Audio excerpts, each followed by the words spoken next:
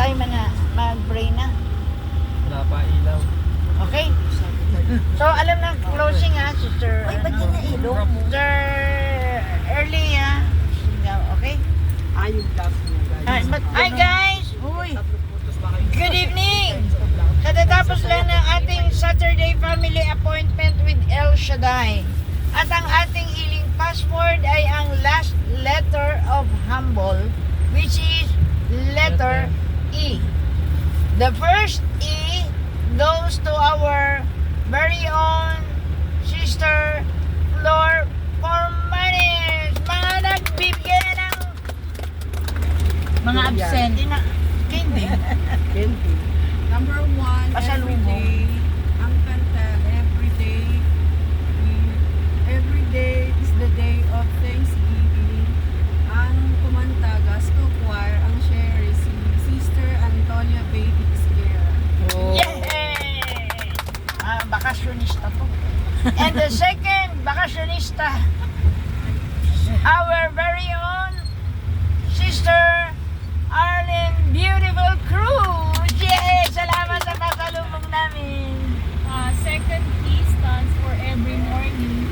Ang kanta, every morning when the day is begun. Ang sharer, si Brother Jerome Bersuela. Kumanta, gospel choir. Walang mga kudi. God bless. And the third E goes to our newly student pa rin yan, Sister Jenny Ledesma, daughter of Sister Sally Bacarde. Yeah, the third is Jesus Your Mark stands for every. The song is Jesus, my everything, and ang share is si Sister Brenda Dato. Yay! Maraming, niyakap ni Sister Belen, no? And the fourth E goes to our very own brother Rolly Pogi Llorera. Yay! The fourth E. Extra. Ang kinanta, you took the extra mile. Ang sharer ay si Brother Raymond Lucana. Yay! Yung Raymond! kumanta, hindi ko kilala eh. Raymond? Bago yung kumanta eh. Bago choir. Yes. Raymond yung yung... And ating isinigaw, Sister Early. Sister... Uy, makinig! Makinig! Ang ating sinigaw, sigaw tayo! Extra mile. Extra mile. The extra mile. You took the extra smile. You took the extra mile. You took the extra mile.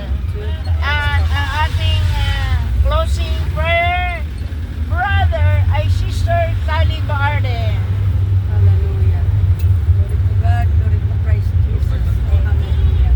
Sa ngala ng Ama, ng Anak, ng Espiritu Santo. Amen.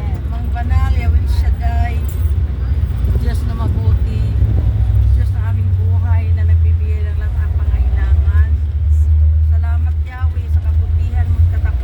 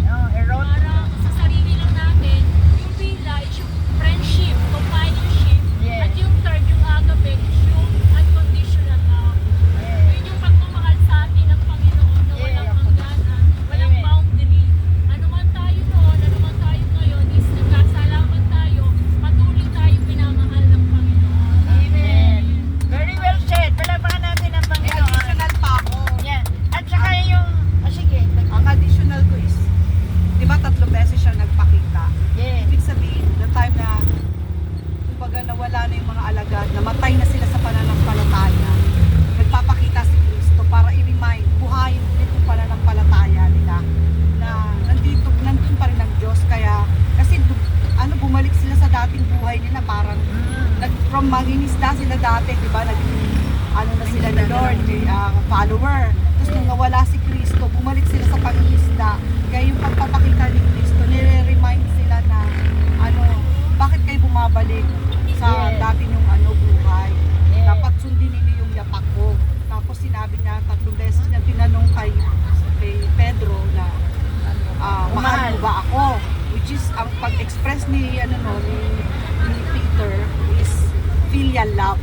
Kumbaga yun lang ang level nung kaya niyang sagutin at ibigay sa Panginoon. Kasi Amen. 'di ba agape ang usual na dapat na ang ine-expect ng Panginoon, kaya lang yun lang ang level nung kaya niyang ibigay. Yes. At sa punto ni Pedro, parang bumalik sa kanya kasi 3 beses siyang tinanong ni Kristo.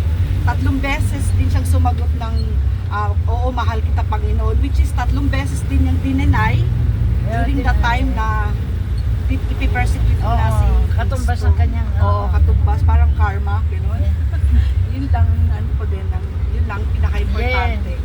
At saka titingnan mo, hindi siya sinumbatan. Yes. Di ba? Oo, never. Pero tinanong siya kung mahal, di ba? Di ba? Yes, mahal kita. Kaya napakaganda yung sinabi din ni Starling kanina, na ang Panginoon, pag lumapit ka sa Kanya, ay talagang yun na yun, mahal ka niya. Hindi ka susumbatan, hindi na, uy, bakit mo ako dininahin? Tapos nga, di ba? Napakasarap makinig ng homily, no? Masarap pakinggan. At saka, doon ko lang talaga nalaman na kung mahal mo talaga pala ang Panginoon, madali mo siyang ma-recognize. Amen. Amen. Pag mahal mo talaga, pag nasa puso mo, madali mo siyang ma-recognize. At saka, yung agape na akala ko perfect na yung answer ni Peter, no? Na talagang perfect yung pala. Hindi pa agape love yun, no? Grabe, kaya salamat sa Diyos, sa salita ng Diyos, at ako'y naniniwala na sa pamagitan ng ating homily kanina, pagpapakita ni Jesus para i-remind sa kanila, ano ba kayo? Ito ako, nabuhay ako. Kasi nakalimutan na nila, di ba? Nagbalik na sila sa lumang buhay nila. Ito ako. Kaya nga sabi ni Father Larry Paz, kaya sila nagpapakita para i-remind pa rin, aralin pa rin, turuan pa rin sila ng mabuting balita. Ito yun, ito. At makikita mo ang pagpapakita, karamihan ay ang pagpira-pirasyon ng tinapay. Kasi ang hirap unawain daw ang Eucharist. Kaya in-inculcate sa utak ng mga alagad at sa atin lahat ng Eucharist ay napakahalaga. Kaya, di ba yun ang lagi pinagpapakita ang pagpaparami ng tinapay at saka yung 2 alagad na naglalakbay sa Emmaus, babalik na sa lumang buhay. Pero nagpakita sa Jesus, sinamahan. Nakilala saan? Sa pamagitan ng pagpreparasyon ng tinapay. At tingnan nila, biglang nawala si Jesus. Ngayon, sa pangatlong pagpapakita, tinapay pa rin ang pagpapakita na ibig sabihin, siya, iniwanan sa atin ang Eucharist, pinakamayaman at pinaka-antas na pagsamba at panalangin. Kaya napakasarap ang Eucharist. Salamat sa Catholic faith.